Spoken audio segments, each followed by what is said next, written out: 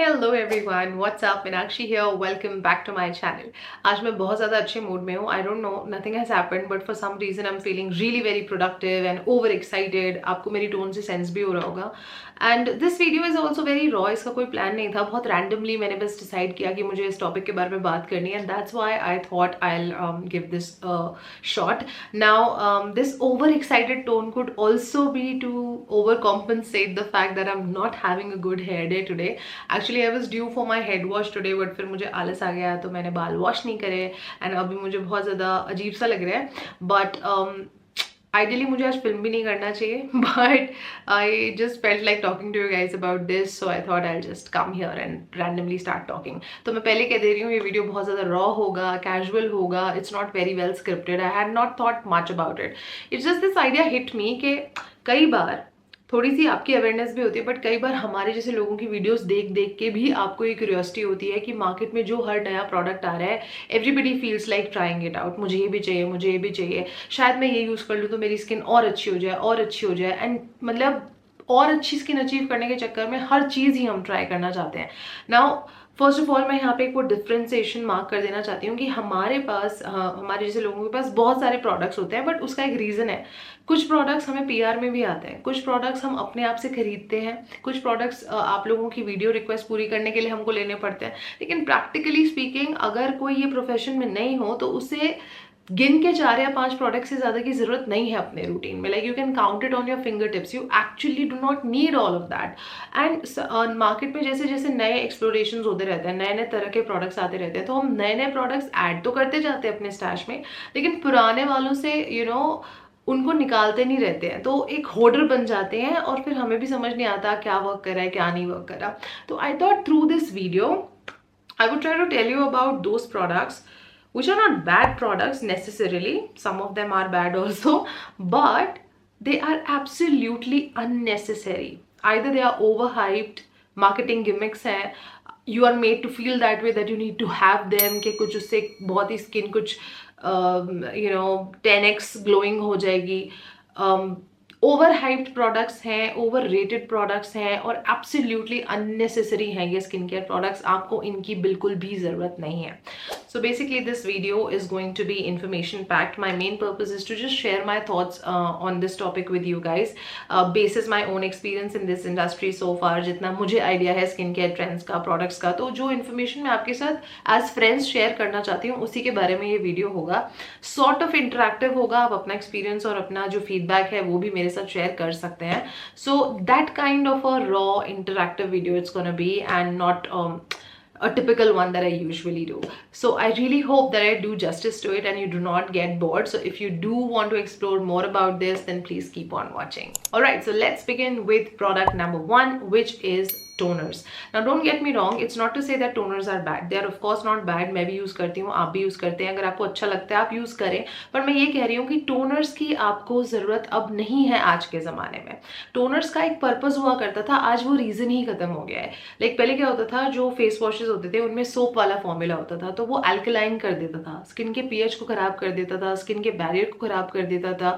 तो उसका जो एक सोप रेसिड्यू लेफ्ट ओवर हो जाता था ना, उसको डिसॉल्व करने के लिए टोनर्स बनाए गए थे ताकि वो रेसिड्यू डिसॉल्व कर सकें। एंड ऑल्सो जो आप देखते होंगे, कई जिन लोगों की स्किन ऑयली एक्ने प्रोन होती थी, डर्मेटोलॉजिस्ट भी उनको वो एस्ट्रिंजेंट बेस्ड टोनर्स बताया करते थे। क्यों?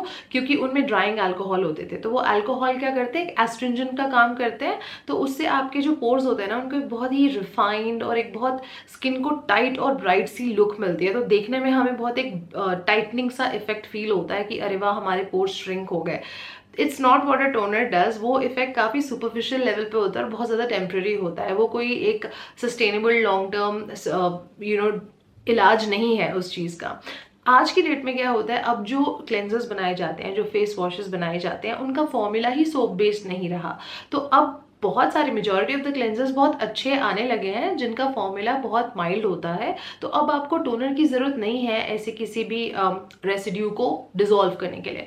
तो टेक्निकली जो नीड थी टोनर्स की वो वही थी और वो खत्म हो चुकी है। अब जो क्लेंजर्स आते हैं वो आपके पीएच के साथ अलाइन भी होते हैं और वो अपना काम अच्छे से कर लेते हैं। तो आपको सपोर्टिंग कोई टोनर्स की ज़रूरत अब नहीं है। Number 2 is expensive cleansers. जैसे जैसे ब्रांड हाईफाई होते जाता है वैसे प्रोडक्ट का प्राइस हाईफाई होते जाता है। कोई नॉर्मल ब्रांड का सीरम अगर 500 रुपए का आता है तो लग्जरी ब्रांड में 5000 का भी आता है, एंड इट इज अज्यूम कि उसकी क्वालिटी भी ब्रांड के हिसाब से ज्यादा बढ़ती रहती है, चाहे मॉइस्चराइजर हो, सीरम हो, कुछ भी प्रोडक्ट हो, accept that this logic does not apply to cleansers.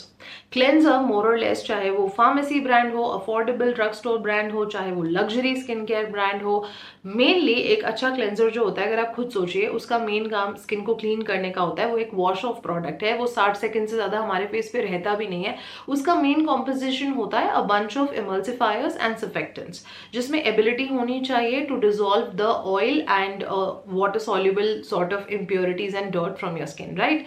और वो हमारी स्किन पे बहुत देर ठहरता भी नहीं है। तो अगर उसमें कोई ऐसे बहुत लाइफ चेंजिंग इंग्रेडिएंट्स ब्रांड ने डाले भी हैं तो उसका कोई असर आप पे होने नहीं वाला है, बिकॉज वो बियॉन्ड 1 मिनट तो स्टे ही नहीं करेगा आपके फेस पर, राइट। तो इसीलिए because it is a wash off product you just have to pay attention to the formulation being mild, the surfactants जो उसमें यूज करे हुए हैं वो अगर बहुत ज्यादा हार्श नहीं है तो you are good to go. Even अगर आप एक 200 रुपए का फेस वॉश भी यूज करते हैं जिसका फॉर्मूला इफेक्टिव है, माइल्ड है और सर्फेक्टेंट्स हार्श नहीं है, then you are good to go. You don't have to invest your money in 1000, 1200, 1500 या 2000 तक के एक्सपेंसिव क्लेंजर्स में। Number 3 which I am completely against is using at home micro needling kits. आपको पता ही होगा कि जो माइक्रो नीडलिंग का प्रोसीजर होता है उसमें बिल्कुल छोटी छोटी बारीक एकदम बिल्कुल महीन नीडल्स लेकर हमारी जो एपिडर्मल लेवल होती है उस पर हल्का हल्का पोक करा जाता है to allow for a better absorption of ingredients and actives and all that. Now I am not denying the benefits completely, however very scientifically only a very little evidence is available regarding this also, but I'm not denying the possibility of it. But all I'm saying is that even if you want to do it in a professional setting, go to an expert who's specialized in this field and then do it. आजकल कुछ brands हैं जो at home micro needling kits निकाल रहे हैं और फिर ये कह के सेल करते हैं कि बहुत ज़्यादा अफोर्डेबल हैं, घर बैठे कर लो। जैसे पहले वैक्सिंग के लिए लोग पार्लर जाते थे, ब्लीच के लिए पार्लर जाते थे, फिर ये सब घर पे करने लगे कि अरे पैसे बचते हैं, 1/3 दाम में हो जाते हैं तो घर पे खुद ही वैक्सिंग कर लो, खुद ही ब्लीच कर लो। This is not such a thing. हमारी एक टेंडेंसी होती है कि अगर बाहर जाके कराएंगे तो फिर बहुत महंगा पड़ने वाला है, तो चलो घर पे ही कर लेते हैं। हर चीज़ आप घर पे नहीं कर सकते हैं, तो अगर आपको बजट अलाउ नहीं करता है तो इट्स फाइन, आप कराओ ही मत। लेकिन घर पे माइक्रो नीडलिंग करना it's so unsafe. I will not advocate this ever on this channel, at least you will never find me saying that. तो ये तो कभी किसी को नहीं करना चाहिए and I'm totally against it. Number 4 is essential oils. Oh my god, this still surprises me so much. I can't believe कि अभी भी कोई ऐसे brands हैं जो कि अपने स्किन केयर प्रोडक्ट्स में भर भर के essential oils डालते हैं। खरीदने वाले खरीदते भी हैं, यूज भी करते हैं। Maybe that's lack of consumer awareness, but let me tell you something. Essential oils का सिर्फ एक ही फायदा होता है, या तो वो अरोमा थेरेपी में आप उसको यूज कर सकते हैं, इसके मल्टीपल और फायदे होते हैं बट स्किन केयर में नहीं। अगर आपको पसंद है आप एरोमा थेरेपी में यूज करो, घर में कोई डिफ्यूजर है उसमें डाल के खुशबू के लिए यूज करो, मैं भी करती हूँ, लेकिन स्किन केयर में यूज नहीं करो। अगर आपको ऑलरेडी कोई तकलीफ नहीं भी है ना, आपको अभी अगर कोई सिम्टम्स नहीं भी दिख रहे, तो भी अगर आप essential oils based products use करते रहेंगे लॉन्ग रन में, तो आपको रोसेशिया होने के चांसेस है, डर्मेटाइटिस होने के चांसेस है, आपको एक्जिमा हो सकता है, सोराइसिस हो सकता है, स्किन एलर्जीज हो सकती हैं। इसके बहुत लॉन्ग टर्म इम्प्लीकेशंस हैं, तो करना नहीं चाहिए। अगर आपको ऐसा लगता भी है कि आपकी स्किन कैन टेक इट और आपको फिर भी पसंद है, आपको यूज करना ही है, अगर आप रेगुलरली भी कोई फेशियल ऑयल्स यूज करते हैं तो you want to give it a try, so the correct way is आप एक कैरियर ऑयल में इसकी सिर्फ एक ड्रॉप लेके डाइल्यूट करके फिर आप लगाइए, लेकिन पूरे essential oils on face never. Number 5 is sunscreens having a very high SPF. एक common man को जो understanding होती है SPF की वो ये कि the higher the SPF the greater the sun protection. Now it's not completely untrue also, but beyond a point the added protection given by this SPF is only marginal, is not significant. जैसे अगर हमें बाहर बहुत ज़्यादा देर के लिए धूप में जाना है और हमें लगता है कि हम SPF 60, 70, 80 लगा लेंगे, SPF 100 लगा लेंगे तो एक फ्री पास मिल जाएगा कि जितनी देर मर्जी चाहे आप धूप में घूमें, हमें तो कुछ होगा ही नहीं क्योंकि हमने SPF 80, 90 या 100 लगाया हुआ है। Doesn't work like that. एक डिग्री तक ही वो सन के अगेंस्ट आपको प्रोटेक्शन दे दी है। For example I explain to you with an example SPF 50 में सपोज कैपेसिटी है, SPF 50 जो होता है वो हमको UV से 98% तक की UV से प्रोटेक्शन देता है। अगर आप उसका डबल द अमाउंट भी कर लेंगे ना, अगर आप SPF 100 का भी सन ब्लॉक लगा लेंगे तो वो आपको एडेड 1% का ही प्रोटेक्शन देगा, वो आपको 99% UV डैमेज से प्रोटेक्ट करेगा। So for that twice amount of SPF जो आपने सनस्क्रीन में लगाया, आपको एडेड प्रोटेक्शन सिर्फ 1% का मिला, you know. So it's not कि अगर हमें बाहर देर तक रहना है या बाहर धूप में जाना है तो आपको SPF 50 के बियॉन्ड कर देना है। आप 50 वाला ही यूज़ करो, लेकिन मैटर इस पे करेगा आपका रिजल्ट कि आप उसको एक तो एडिक्वेट क्वांटिटी में लगा रहे हो कि नहीं, अच्छे से लगा रहे हो कि नहीं, और दूसरी चीज़ आप उसको कितना frequently time to time reapplication कर रहे हो कि नहीं, लाइक हर 2 से ढाई घंटे में उसको रीअप्लाई कर रहे हो कि नहीं। वो आपको बेहतर एक तरीका है सनस्क्रीन की प्रोटेक्शन को जज करने का then just randomly blindly increasing the SPF of it. Number 6 is activated charcoal treatments. Mainly मैंने देखा है कि जो फेस वॉशेज होते हैं, फेस मास्क होते हैं या कोई बॉडी मास्क वगैरह होते हैं, उनमें एक्टिवेटेड चारकोल डालते हैं लोग और फिर क्लेम करते हैं कि ये स्किन को डिटॉक्सिफाई करते हैं। See there is a huge difference between giving you a temporary brightness of the skin and in detoxifying the skin. It's not powerful enough to detoxify the skin, you know. So जब भी आपको ऐसा face wash लगाएंगे, face mask लगाएंगे, आप उसको wash off करेंगे, आप इमीडिएटली देखेंगे कि चेहरा बहुत दमकने लगेगा, चमकने लगेगा, बट दैट्स वेरी टेम्पररी, बिल्कुल सर्फेस लेवल पे होता है वो। 10 ही मिनट बाद आपका चेहरा बिल्कुल नॉर्मल दिख रहा होगा, जैसे किसी और आदमी का दिख रहा होगा। तो आप इसके लिए फॉल नहीं करो। आप ये मान सकते हो कि एक्टिवेटेड चारकोल अगर किसी चीज में है तो वो आपको एक टेम्पररी ब्राइटनेस दे सकता है, बट वो डिटॉक्सिफाई नहीं कर सकता स्किन को। That's just too much to claim. तो उतनी एबिलिटी एक एक्टिवेटेड चारकोल बेस्ड प्रोडक्ट में नहीं होती है। Number 7 is whitening creams. अब यहाँ पे दो तरह की क्रीम्स होती हैं। एक होती हैं जो ओवर द काउंटर अलाउड होती है, जिसकी इंडस्ट्री रेगुलेटेड होती है, जिसमें स्किन ब्राइटनिंग इंग्रेडिएंट्स होते हैं, जैसे विटामिन सी, अल्फा ब्यूटेन या फिर कोजिक एसिड, लिकरिस, उस तरह की चीजें, जिससे स्किन जो है धीरे धीरे धीरे ब्राइटन अप होती है। Those creams are fine and safe to use. पर दूसरी ही तरफ एक स्टेरॉइड बेस्ड क्रीम्स होती हैं जिनमें चीपर ऑल्टरनेटिव्स टू हाइड्रोक्विनोन या फिर hydroquinone in its true form वो यूज होते हैं। वो सेफ भी नहीं होते और उससे आपकी प्रॉब्लम दोबारा रियकर भी करती है। कई बार मैंने देखा है लोग कमेंट करके भी बताते हैं, एंड जितना मैं पढ़ती भी हूँ, कि लोग कहते हैं कि उन्होंने कोई प्रोडक्ट यूज करा जिससे उनकी मिलाजमा वगैरह चली गई, लेकिन थोड़े दिनों बाद वापस लौट आई और पहले से भी अब तो ज्यादा डार्क हो गई है फेस, एंड देन फिर वो गालियां देते हैं प्रोडक्ट्स को। दैट इज बिकॉज आपने जो इंग्रेडिएंट्स यूज कर, जो क्रीम आपने जो भी यूज करी वो स्टेरॉइड बेस्ड थी, तो उनका असर ऐसे ही होता है।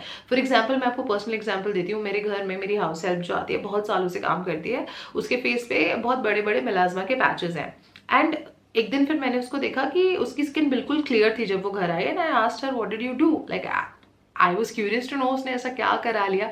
तो शी टोल्ड मी कि अरे दी, एक बहुत ही ऐसी मैजिकल क्रीम है, मतलब 35-40 रुपए की आती है, मुझे किसी ने बताई थी, मैंने जाके ले ली, 4-5 दिन लगाई बस मैंने, और 4-5 दिनों में मेरे सारे दाग चले गए। And she was very happy about it. And I am like, जो सालों साल की पिगमेंटेशन है वो 4-5 दिन में कैसे जा सकती है।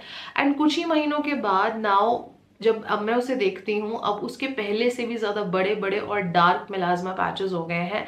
इट्स एविडेंट के जो वो यूज करती थी उसका उस पर उल्टा असर हुआ है। Now when I saw that brightening effect on her face, I asked her, because I was curious, so I asked her to show me what was she using. I told her कि अगले दिन घर लेके आओ and कि भाई ऐसी 40 रुपए की क्या मैजिकल ट्यूब है। एंड मैंने देखा जब वो घर लेकर आई, उस पर बड़ा बड़ा लिखा हुआ था हाइड्रोक्विनोन। अब हाइड्रोक्विनोन था उसमें, तो ऑब्वियसली उसका स्किन फटाफट से क्लियर हो गया, बट जैसे ही उसने कुछ दिनों बाद वो यूज करना बंद किया तो पहले से भी ज्यादा उसकी प्रॉब्लम बढ़ गई।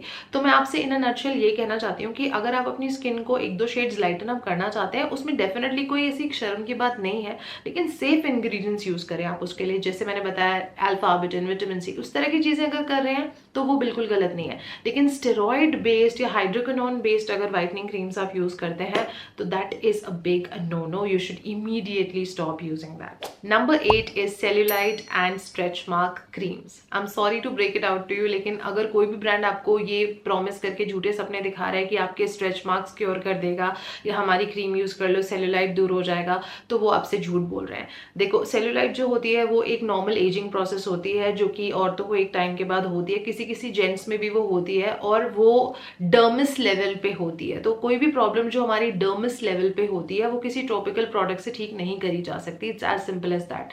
स्ट्रेच मार्क्स की भी जहाँ तक बात है, जो लोग अक्सर बहुत पतले से मोटे होते हैं या मोटे से बहुत जल्दी पतले हो जाते हैं, उनकी स्किन पे स्ट्रेच मार्क्स होते हैं, चाहे फिर रीजन जो भी हो।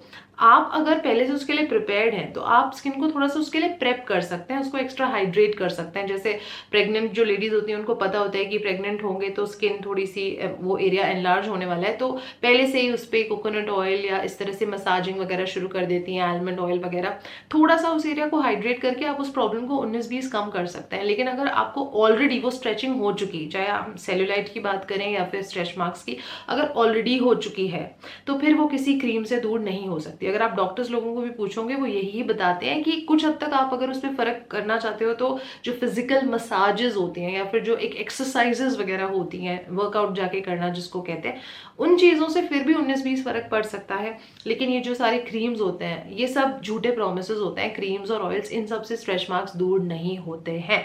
सिंपल सी बात है, अगर हमारी एपिडर्मिस पे कोई भी प्रॉब्लम है ना, तो वो भले महीने और साल लग जाए पर वो टॉपिकल ट्रीटमेंट से फिर भी ट्रीट हो सकता है। लेकिन अगर कोई प्रॉब्लम, कोई स्कारिंग आपकी बॉडी पे किसी भी रीजन से डर्मिस तक जा चुकी है तो वो किसी टॉपिकल क्रीम या किसी ऑयल वगैरह से नहीं ठीक हो सकती। उसके लिए आपको क्लिनिकल इंटरवेंशन लगेगा ही, खुद से आप उसको इन प्रोडक्ट्स के थ्रू हेल्प नहीं कर सकते। Number 9 is face rollers. मुझसे कितने लोग कॉमेंट करके पूछते हैं, बहुत सारी गर्ल्स, कि हम जेड रोलर यूज करना चाहते हैं, कौन सा स्टोन अच्छा रहेगा, दी रोज क्वार्ट्स लगाना चाहिए, एमेथिस्ट लगाना चाहिए, जेड रोलर लगाना चाहिए, कौन सा रोलर हम यूज करें? क्योंकि बहुत सारी लड़कियों को उन्होंने देखा होता है इंस्टाग्राम रील्स पर, यूट्यूबर्स पर, बहुत सारे लोगों को उन्होंने देखा होता है जो night time skin care routine जब कर रहे होते हैं, अपना दिखा रहे होते हैं कि हम ये रोलर्स यूज करते हैं, इससे हमारी स्किन बहुत ज्यादा फर्म है, हमारी जॉ लाइन बहुत डिफाइंड है और फेस, हमारा फेस कट कितना अच्छा है वगैरह वगैरह वगैरह। तो बहुत लोग इसके लिए रिकमेंडेशंस भी पूछते हैं।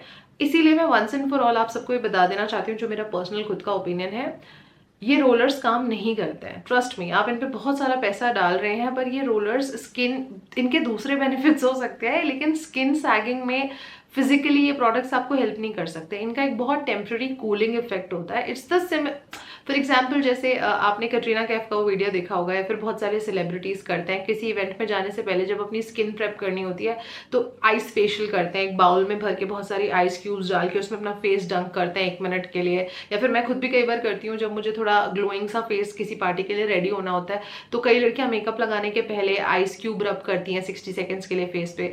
क्यों? क्योंकि फेस थोड़ा सा एक इजीली उस पर मेकअप ग्लाइड कर सकता है, स्मूथ हो जाता है, थोड़ा सा पफीनेस वगैरह कम हो जाती है और थोड़ा टोन्ड अप लगता है चेहरा टेम्परेली, और उस मेकअप भी उस पर अच्छे से सिट ऑन करता है। तो वो इफेक्ट होता टेम्परेरी है ना, कुछ घंटों के बाद तो फेस वापस स्किन वही हो जाएगी जो वो नॉर्मल है। Same is the thing with these face mask that we use. Sheet mask लगा लिया, कोई भी फेस मास्क लगा लिया, जैसे ही तुरंत उतारा तो स्किन बहुत ब्राइट लग रही है लेकिन कुछ घंटों के बाद तो वो सेम ही हो जाती है। तो रोलर्स के साथ भी कैसा होता है, या ये जो स्टोन्स होते हैं ये हमें वो कूलिंग इफेक्ट देते हैं, तो हमें ऐसा लग रहा होता है कि एक स्पा लाइक फीलिंग आ रही होती है, बट वो फिजिकली सैगिंग को ठीक करने में या स्किन को वो एंटी एजिंग बेनिफिट्स देने में इतने कामयाब नहीं होते जितने के वो दिखाए जाते हैं। सो इतना मैं आपको कॉन्फिडेंटली कह सकती हूँ कि अगर आप पैसे सेव कर रहे हैं कोई महंगा सा रोलर खरीदने के लिए, तो उससे अच्छा आप एक अच्छे एंटी एजिंग सेरम में इन्वेस्ट करो, कोई कॉपर पेप्टाइड, मल्टीपेप्टाइड सेरम्स में इन्वेस्ट करो, they will help you more. And better than that, 8 घंटे की नींद रोज सोया करो, वो भी ज्यादा हेल्प करेगा then these rollers. On number 10 we have the peel off face mask. This is the most terrible type of face mask one could ever use. I'm guilty of doing that. तब मुझे knowledge नहीं थी, बहुत साल पहले एवयूथ का आता था वो गोल्डन ग्लो वाला, तो उसको लगा लेते थे, फिर 10 मिनट के बाद उसको ऐसे निकालते थे और फिर ऐसे लगता था कि फेस बहुत ग्लो कर रहा है। लेकिन अब समझ आ गई है कि ये सब बस गिमिक्स होते हैं।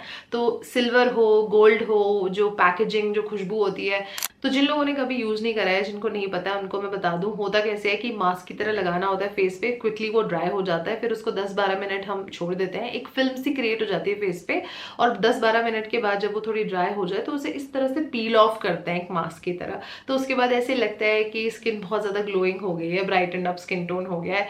This is again very temporary, very superficial, एक शुरू के कुछ मिनटों का बस फर्क पड़ता है, इससे कुछ होता नहीं है, बल्कि इस प्रोसेस में आप अपनी स्किन को बहुत ज्यादा टॉर्चर करते हैं। करते हैं, जिससे वो खींच रहे हैं, दर्द भी होता है कई बार उसमें, आप अपने पोर्स को डैमेज कर रहे हैं, आप अपनी स्किन के इलास्टिन को, कोलाजन को डैमेज कर रहे हैं, उसके बैरियर को खराब कर रहे हैं। Like this is the worst form of skin care one could do. So even अगर अब तो मैं कोई फेस मास्क भी लगाती हूँ तो बताए हुए टाइम से आधे टाइम ही मैं उसको रखती हूँ, और पूरा ड्राई भी नहीं करती हूँ। मैं आप लोगों को भी यही कहती हूँ, पूरा फेस सूखने का वेट मत किया करो, जब 70% तक का फेस मास्क ड्राई हो जाए ना तभी उसको आप वॉश ऑफ कर लो। तो पील ऑफ मास्क के तो मैं सख्त खिलाफ हूँ, तो आई वुड से अगर आप भी यूज करते हैं तो तुरंत बंद कर दीजिए। All right you guys, so these were the 10 most overrated and absolutely unnecessary skincare products that you clearly do not need in your stash. Get rid of them right now, right away. I hope you guys enjoyed watching today's video. आप लोग भी please comment section में अपने views मेरे साथ share कीजिए। मैं जानना चाहती हूँ कि आप किन बातों में मुझसे अग्री करते हैं, नहीं करते,